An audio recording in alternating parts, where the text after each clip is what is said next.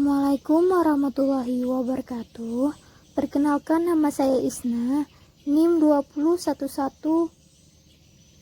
2011102431104, Prodi S1 Manajemen dari kelas R. Di sini saya akan menyampaikan sebuah motivasi bagaimana sih agar tidak malas untuk sholat.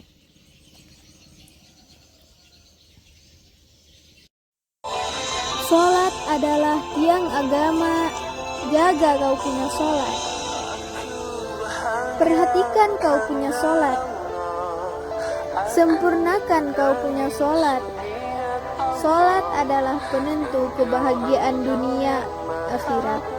Sholat adalah penentu kesenanganmu di akhirat.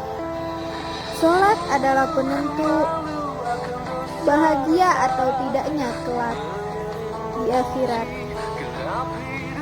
Sholat adalah penentu kelak di yaumul ba'ats, di hari kebangkitan. Engkau akan dibangkitkan dalam keadaan baik atau tidak.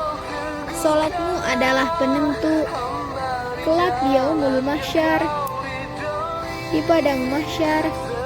Apakah engkau akan tenggelam di dalam lautan keringat, atau kau akan dinaungi oleh cahaya Allah Subhanahu wa Ta'ala? Salat adalah penentu kelak di yaumul mizan, di hari perhitungan. Apakah engkau berat timbangan kananmu atau timbangan kirimu? Kelak salat akan menjadi penentu di yaumul hisab, di hari perhitungan. Apakah engkau akan menerima bukumu dari sisi kanan atau kirimu?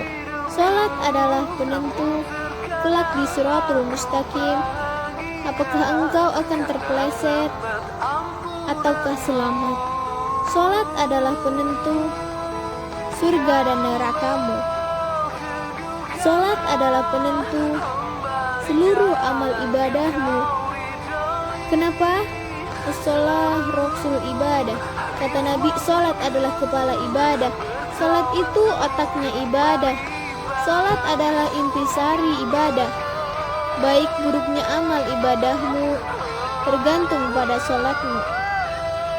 Bagaimana agar kita tidak malas untuk salat? Seseorang itu, kata Nabi, tergantung atau dipengaruhi terhadap siapa yang menjadi temannya. Jadi kalau temannya orang yang senang sholat duha, jalan kemana aja waktunya duha, berhenti dulu yuk, kita duha dulu. Memang benar kata Nabi, kita itu gampang dipengaruhi oleh orang-orang yang tidak kita kagumi, orang-orang yang mungkin kita jadikan fans. Cari teman yang baik agar kita juga menjadi baik, atau jika tidak, pengaruhi orang itu agar menjadi baik. Malasnya ibadah karena sering berbuat dosa. Kenapa malas? Karena jauh dari Allah. Kenapa jauh? Karena rajin berbuat maksiat.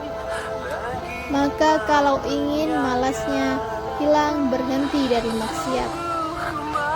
Mohon ampun kepada Allah Tabaraka wa Ta'ala. Kemudian tingkatkan ibadah dan tingkatkan ketakwaan kepada Allah. Setelah berhenti dari maksiat itu, dengan tidak berhenti dari maksiat itu, mustahil yang namanya malas itu akan hilang. Al-imanu yazidu wa yanqus. Iman naik dan turun. Naiknya dengan melaksanakan ketaatan, turunnya karena melakukan kemaksiatan. Jangan pahami keimanan itu naik dan turun bagaikan arus listrik dan tegangan listrik. Wah, kayaknya iman saya lagi turun nih, maksiat Bukan begitu. Wah, kayaknya tegangan iman saya lagi naik. Tahajud ah. Bukan begitu. Iman yajidu wa yanqusut. Dia bertambah dan berkurang. Bertambahnya karena ibadah, berkurangnya karena maksiat. Karena dia berbuat maksiat, maka turun iman itu. Karena kita beribadah, maka naik iman itu. Pengaruh naik dan turunnya iman bukan gelombang keimanan, tapi pengaruh naiknya karena ibadah dan ketaatan yang dikerjakan, dan pengaruh turunnya dapat disebabkan maksiat yang sedang dikerjakan. Maka kalau datang rasa malas saat ini, seperti yang dikatakan tadi, itu pasti karena penyebab ada maksiat yang sedang dikerjakan. Anda yang tahu apa maksiat yang Anda kerjakan, berhenti dari maksiat itu, minta ampun kepada Allah, dan mulai memicu lagi ketaatan kepada Allah. Tidak ada cara yang mudah berhenti dari maksiat. Sibukkan diri dengan ketaatan. Itulah tadi motivasi agar tidak malas melakukan ibadah.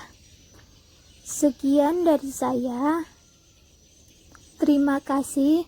Assalamualaikum warahmatullahi wabarakatuh.